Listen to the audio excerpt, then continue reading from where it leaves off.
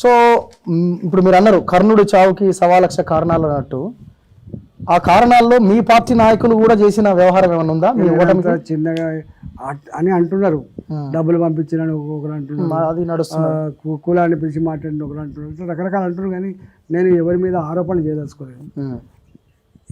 ఇట్లాంటి చిల్లర పనులు ఉన్నప్పటికీ కూడా మనం కనుక అక్కడ ఉండగలిగితే, కొంత టాకిల్ చేయగలిగితే ఇవన్నీ అధిగమించే వాళ్ళం. నేను లేకపోవడం కూడా ఒక, సో మీరు యాక్సెప్ట్ చేస్తున్నారు ఇది జరిగిందని? లేకపోవడం కూడా నేను అంటున్నా, కులాన్ని మేనేజ్ చేసిరని, డబ్బులు ఇచ్చినారని యాక్సెప్ట్ చేస్తున్నారు. నేను అంటలేను. కానీ అందరు వచ్చి చెప్తున్నారు, అన్న గిట్లయిందన్నా గట్లయిందన్నా 100 కారణాలు చెప్తున్నప్పుడు నేను అవన్నీ చెప్పకండి అని చెప్తున్నా. సో ఇప్పుడు బేసిక్గా మీరు బై ఎలక్షన్ తీసుకుంటే, మేము కూడా పనిచేసినాం బై ఎలక్షన్లో, కేసీఆర్ పెట్టిన అభ్యర్థిని ఓడగొట్టాలి అని.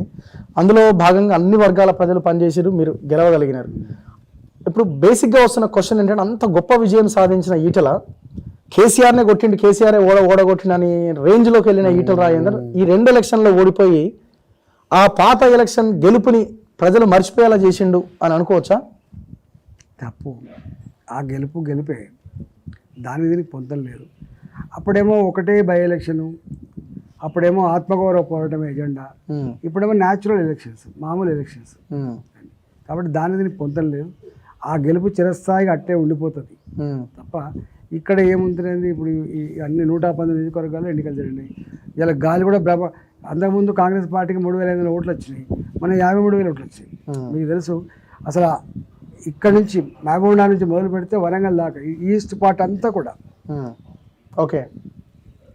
ఈస్ట్ పార్ట్ అంతా కూడా ఆల్మోస్ట్ మహబూబ్నగర్ నుంచి మొదలుపెట్టి నీకు వరంగల్ జిల్లా అంతవరకు ఇట్లా గాలి వీస్తే ఒక్కొక్కరు పటాపంచలు అయిపోయినాయి.